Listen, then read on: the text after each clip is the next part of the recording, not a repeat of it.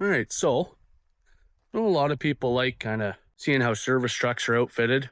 I know when I was setting this one up, I was looking for all sorts of ideas on how to organize everything and get things set up the way you want it. So figured we'd do a bit of a tour of this one. Now, it's by far not perfect, but it's at the point where it's set up pretty good now for what I need on the daily basis. And there's some stuff that gets changed in and out, but I figured I'd take you along and see what I carry on the truck for doing mobile trailer repair. So to start off with, the truck is a 2006 2500 HD Duramax. I would say the biggest downside of this truck is that it is a two-wheel drive unit.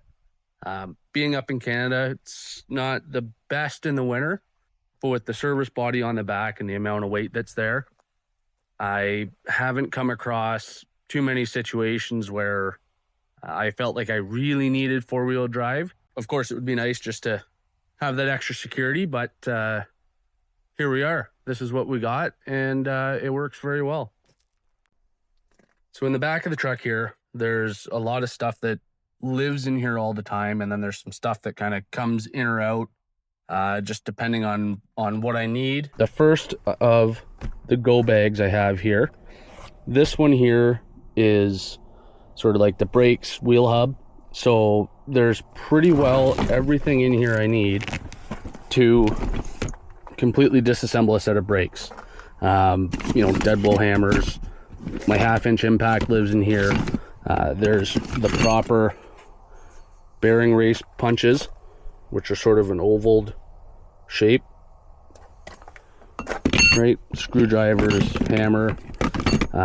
This is not a set of sockets by any means, but it covers sort of all the lug nut sizes that I come across typically. And then a measuring tape just for quick access. And that's pretty well it. Anything else I need that's bigger, I come and grab out of the truck. Past that, I have an electrical service bag. So this covers, 90% of what I need on the daily. Wire crimpers, lots of different styles. Multimeter test light. There's a kit here from Mac Tools for cleaning all kinds of trailer plugs. Just little files and brushes. Torches for heat shrinking. Craftsman electric screwdriver. Right, side cutters. These are just nut drivers from Wera in the sizes that are typically seen on, not on, but inside junction boxes. Other than that, because it's a two-wheel drive, there is a recovery strap in here just in case. A set of booster cables. That's a jump pack. I believe there's a first aid kit under the seat as well. Healing pad. That box here is the DeWalt battery-powered grease gun, bag of rags, fan on the hot days. On the other side, there is a little umbrella that's got a real big, nice magnetic base on it. So it sticks really nice to trailers if it's super sunny and hot, or just trying to get a bit of protection from the rain. And then, there's just random stuff. Nice long zip ties that are just kind of jammed in the side. And then on the seat, again, it just kind of depends. Right now, I have a 10-ton porta-power in here with the splitting wedge hooked up. It works really well for helping with the big, heavy 12 and 15-ton brake and hub assemblies, just getting them pushed back. Oftentimes, if I know I'm going to be going and doing any welding, I'll have my 240 welder sitting in the back, which will run off of a generator that I'll put in the box of the truck. And we'll move on to the service body now. I think that's pretty well it for inside the truck. Oh, and then there's also on the other side, it's hard to tell, but there is a 3/4 torque wrench, some extension cords, and other odds and ends that just didn't have a good place for inside the bed. So the first box back on the driver's side here is kind of the power tool electrical cabinet. So it houses all the batteries, all the power tools, as well as the IPA Tools trailer tester. And then there's other things in here too. various lights, tripod for another light. I do have an Interstate AGM battery down here. It is charged by the truck when the truck's running. That powers not only my aux beam light controller, which controls the interior lights, the rear floodlights, as well as the strobe lights all around the truck. But I run a 1500 watt inverter off of it.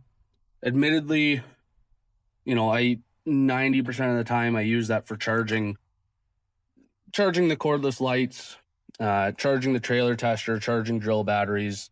So 1500 watts is a little overkill. But the idea there is if I ever wanted to run a forced air propane heater in the winter, or a fan or a charger, something else like that, then I had plenty of power to do it there, and I wouldn't have to run a generator the whole time. So obviously, as you can see, this is a DeWalt truck.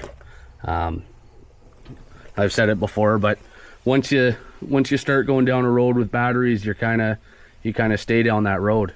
The only red tool that I have is their 1/2-inch right angle impact. Now, this is a fantastic tool for getting in tight spaces. I primarily use this for U-bolts. Oftentimes there isn't enough room to get a deep socket, plus the 1/2-inch gun under the axle. There's just not enough space between the U-bolts or the axle and the ground. So this comes in extremely handy. Now, if the Yellow Tool Company made one, then I would absolutely have that. But had to bite the bullet and go with the red brand for this. All right, next cabinet back on the driver's side. And I apologize for the lighting. It is dark in here. But this cabinet is sort of all the miscellaneous small parts, I guess. Starting up top, there's all sorts of flap disc wheels, grinder wheels, wire wheels, 3/4 carbide hole cutter for doing penny lights if we're installing a new set. Back from that,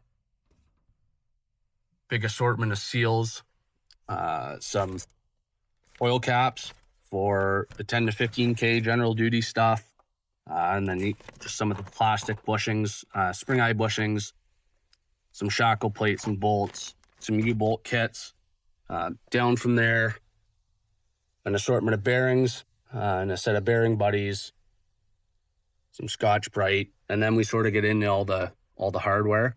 Then behind here, I do have an assortment of regular grease dust caps in various sizes, kits, drill bits, hardware, axle nut hardware, suspension hardware, and some wheel studs, wheel nuts, and then a big assortment of nuts, bolts, screws, self-tapping screws, wood screws, and then some other random bolt kits, including a couple stainless kits.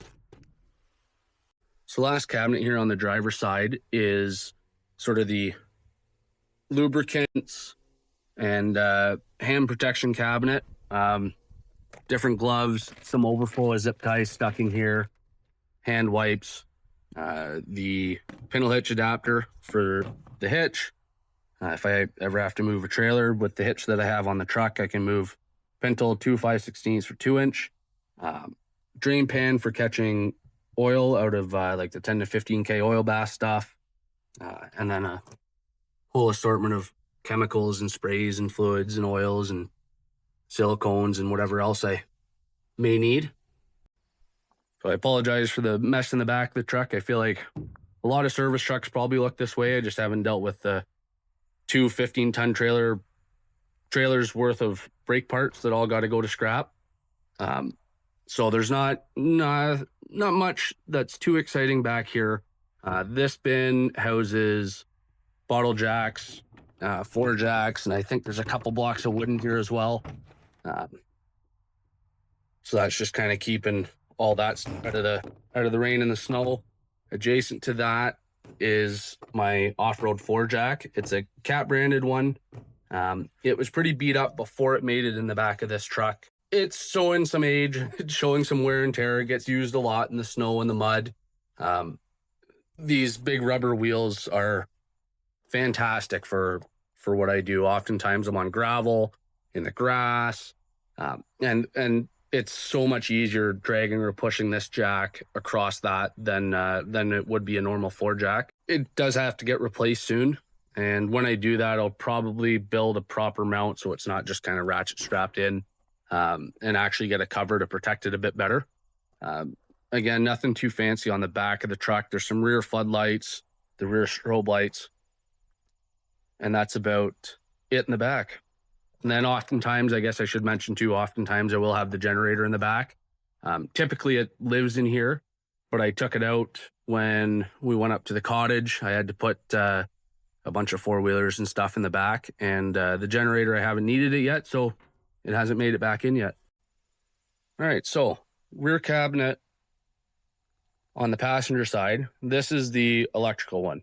So this has, starting from the bottom going up, I've got all my spools of wire, some extra butt connectors, some battery lugs, and then just random odds and ends of wire. Bins in the middle here. Again, odds and ends of wires, loom, P-clips, all kinds of not battery connectors, but light connectors, 3-pin, 2-pin. There's some breakaway switches in there, just all electrical connectors, and I believe switches are in there as well. This one here, mainly grommets for lights. There are some lighting in there, like that amber midship light. Down from that, same thing, grommets and lights, penny lights, 2-inch, 4-inch, oval lights, all sorts of stuff.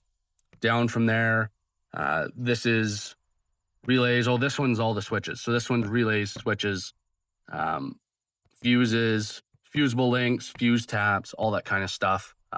I only just reorganized this, so trying to remember where everything is tricky until I start really using it. Above that, kind of the same deal. This is got some supplies in it, but mainly electrical specific tooling. So our carbon pile, load tester. There's, I think, some extra butt connectors. There is extra eyelet terminals. There are some testers for lights. These guys just take a little, not a little, but they take 9 AA batteries or AAA batteries. Oh, I forget. Sorry, AA batteries. I had to read the box. AA batteries to get up to 12 volts. Great for testing lights. I use them for setting up strobe lights all the time. Tooling wise, that I believe is the amp clamp. I have it's branded Mac Tools. However, this is an IPA electric brake force meter. So this works fantastic for diagnosing trucks. The zipper was stuck, needed both hands. Like I was saying, this is a Mac Tools, but it's built by IPA, the same guys that make my trailer tester. So it's an electric brake force meter. It simulates putting a load on the brake controller in the truck, so you can see if the brake controller is actually doing what it's supposed to be doing and working. It also gives you all the lights for or indications that all your circuits are working. So when you activate your reverse lights, that'll come on, 12 volt auxiliary, et cetera, et cetera. So that works well for trying to determine if there's a truck issue or if it's a trailer issue. Oftentimes I find it a lot with Dodge Rams. They'll have a light that's out, and they say that it's the trailer. This very quickly will rule out the truck. So we know if we got to look at the trailer or look at the truck. Dodge Rams are famous for blowing fuses. That's why I use Dodge as an example. So that has probably been plugged into more Dodges than anything else. But it is a very good tool to have. The other pretty interesting electrical tool that I have in here that admittedly I don't use a whole lot on trailers, because it is sort of difficult to use without having battery power. But this is a Power Probe 3, and I have all the extensions, ammeter with it, and then different tips for it, different connection ends. This is very handy for troubleshooting wiring. I've used these for doing all sorts of things on heavy trucks. It's a very handy tool. In the application of trailers, it's not super handy because, you have a light out, power to it, check and see if the lights are working. If the light's not working, check and see if the plug's got power, et cetera, et cetera. But But the odd time on something like a dump trailer, maybe an enclosed trailer, we've put a battery in, something where it's got a full circuit with a battery. Very, very handy tool to have. Back from that is the main tool cabinet. So this is sockets, pry bars, bottle torch, hammers. These guys here are dust cap drivers, 3 different sizes that I made along with my brother-in-law. So those work very, very well. There is a full assortment of 1/2-inch SAE sockets, as well as 3/8 shallow and deep metric and SAE. Over here, ratchet wrenches, extra tank of MAP gas, 2.5-inch socket for the dust caps on most of the 10 to 15K stuff. Back here, 2 kits. One of them is a thunder drive master socket kit, which doesn't get used a whole lot, but when you need it, you need it. And then back from there, it's a 3/4 drive extension kit. And then there's also a full set of 3/4 sockets and another set of 3/4 impact sockets for all the bigger lug nuts or just bigger spring hardware. So the last cabinet here, also a tool cabinet on the right front. This one houses my DeWalt Tough System boxes, or drawer boxes rather. Finding a toolbox that fits in a single wheel service body was tough. The dually ones, because they're thicker, the drawers are also deeper. Sorry, not the drawers, the cabinets. So it's very easy to find, a general roll cart from Harbor Freight, Canadian Tire, Princess Auto, Home Depot, Lowe's, any of the big box stores that you can rip the cashers off and push in. In my case, I had to take away the spring support that holds the door because this took all of the height to get this in. Now, I've never really had an issue with this door swinging open. I mean, it does hit the truck, but I mean, the truck is not a showpiece. It's a work truck. And for the amount of times that it actually does hit the cab of the truck, it's so minor that I don't worry about it at all. Down the side, big sledge along with a big dead blow sledge for pulling wheels. Various kits down here. So this is a Torx and Allen socket kit. There's a bearing race driver kit, tap and die kit, bolt extractor kit, as well as a hole saw kit. In the drawers, top one is basically just ratchets, extensions, some 12-point sockets, an adapter kit, some bigger 12-point sockets, and just general overflow stuff that isn't needed on a daily basis, but got to have it because you never know when you're going to need it. Down from there, set of Mac wrenches. I really wanted a good set of wrenches.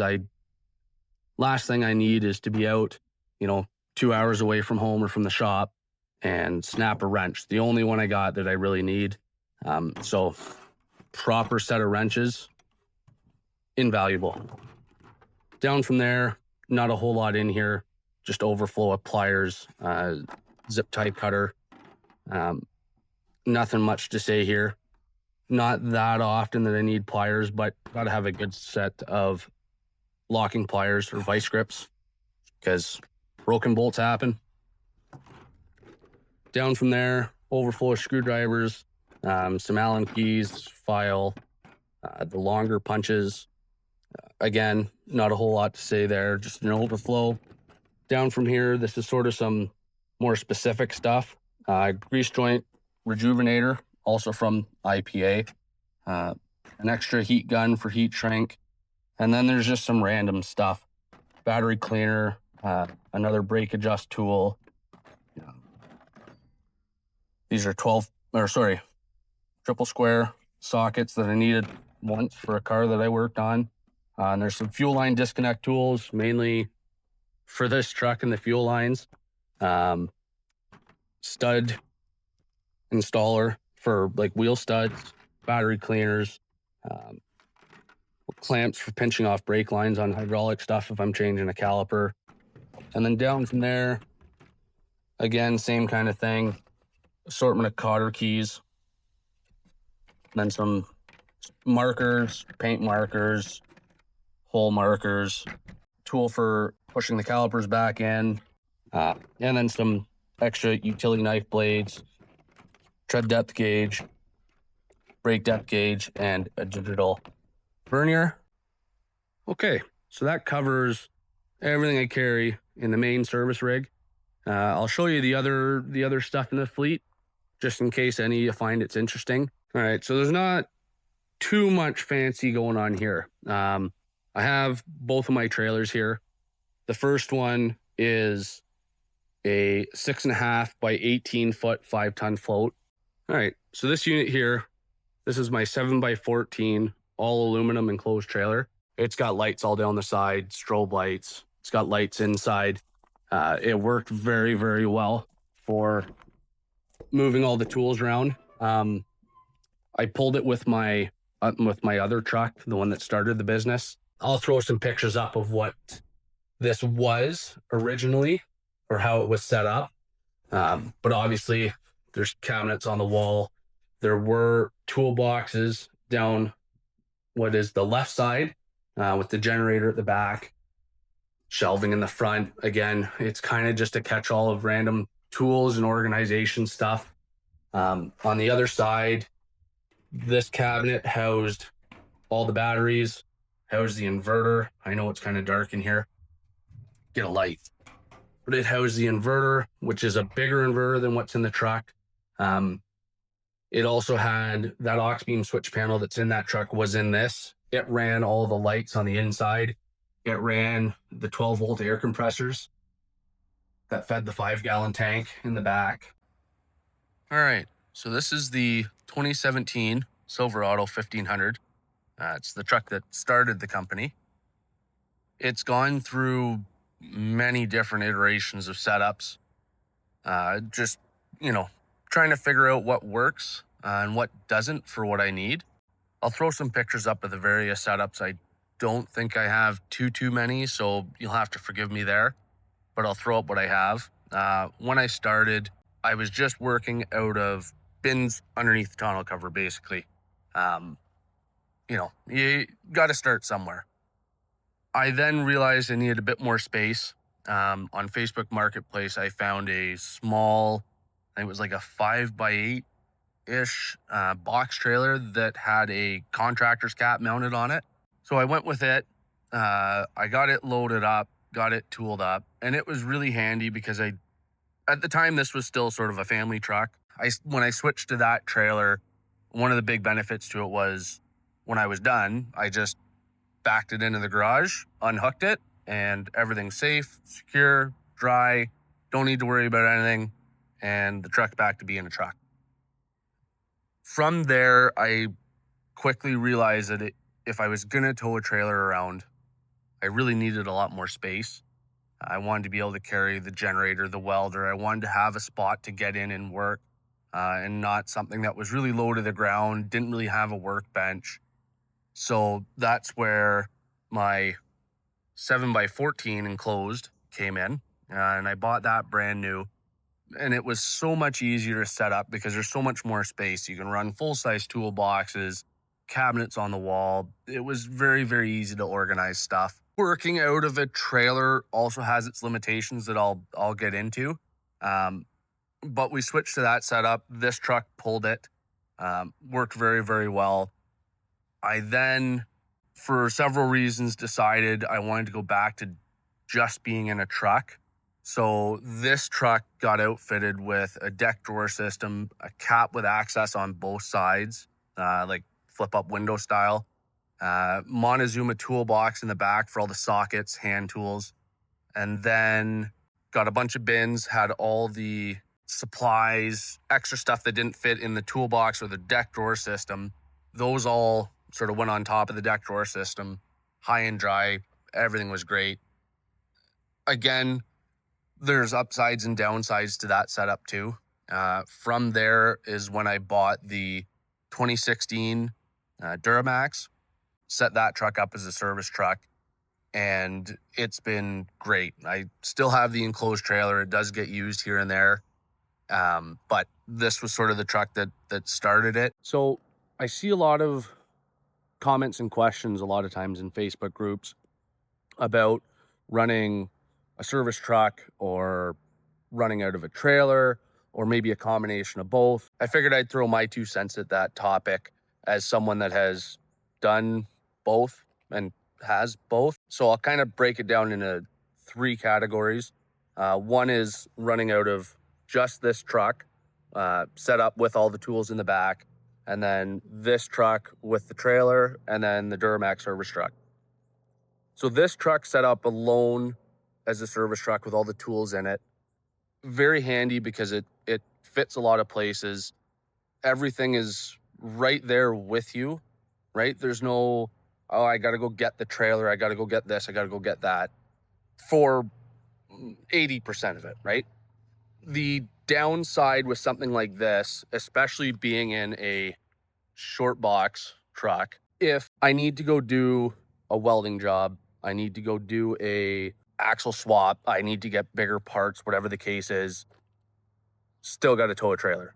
Like, I'm not fitting axles in the back of that truck. I got a couple small boat trailer axles in it once, but I mean, short box truck, you're extremely limited on space. It's just, it is what it is, right?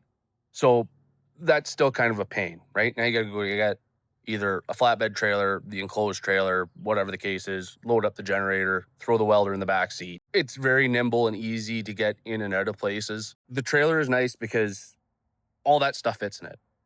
You fit axles, you fit the generator, the welder, it's all already in there. Everything's enclosed, nice. You're working out of toolboxes, vise on top of the toolbox. It's a mobile workshop on wheels. It carry all the parts, fantastic.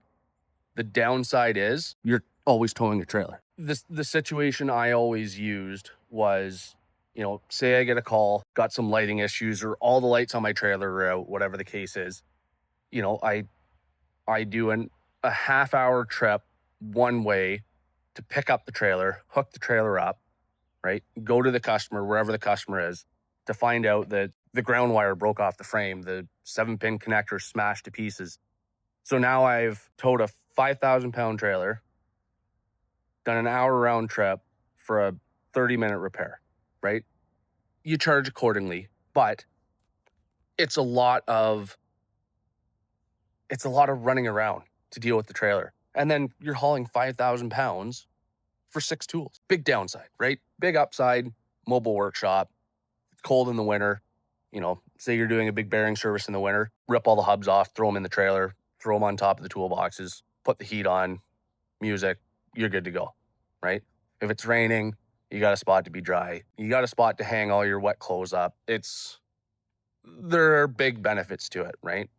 But for me, the downside to it was you're just hauling all that weight around, and sometimes you only need a very small handful of tools. The service truck, now that it's a second vehicle, I have my truck back, right? So if I got to go pick something up with the family, if I want to throw the kids' 4-wheelers in the back and take them somewhere, much easier. Don't have to take a trailer. It just works so much better. It can just stay kind of the family truck, quote truck, grab parts, whatever. The service truck, they can be tricky to set up. It just takes a lot of time and trial and error, basically, to figure out how everything's going to fit in it and how it's going to work for you, right? Big upside is the thing sits in my driveway when I need it. I hop in it, turn the key, I go. Done. The generator fits in the back. The welder goes on the back seat. Still got room for axles, big parts, whatever I'm moving around. Big upside, right? Downside compared to, say, the enclosed trailer over there is you're out in the elements, right? There's no getting away from it. You run umbrellas, maybe you bring a pop-up canopy, whatever. It is what it is. If I know I'm going to go do a big job, or if I'm going to be on a job for a couple of days, or I know the weather's going to be terrible, sometimes you got sleet and rain in the winter, I will still take that enclosed trailer. and I'll still work out of it. I'll just throw all the tools in it. Like I'll grab them all out of the truck, throw the tools in it, and work out of it for the day or the 2 days, whatever the case is. And then that way, you know, you got a spot to put the tools where they're dry. You're not trying to stash them under a trailer. Now you got $500 worth of, or more, of impact guns and drills and whatever else out, getting wet, getting snowy, whatever. That's kind of my 2 cents there. You just got to figure out what works for you. Again, the service truck right now works fantastic for me. Down the road, that may get switched up as well. My goal would be to move to a newer 3/4 ton truck, and I would probably do like a removable or a slide-in service body from like Expertech or something.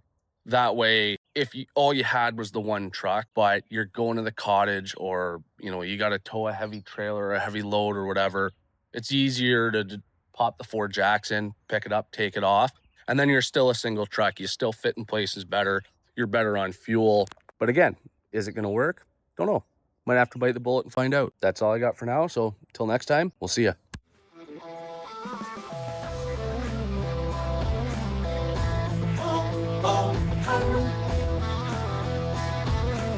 You know.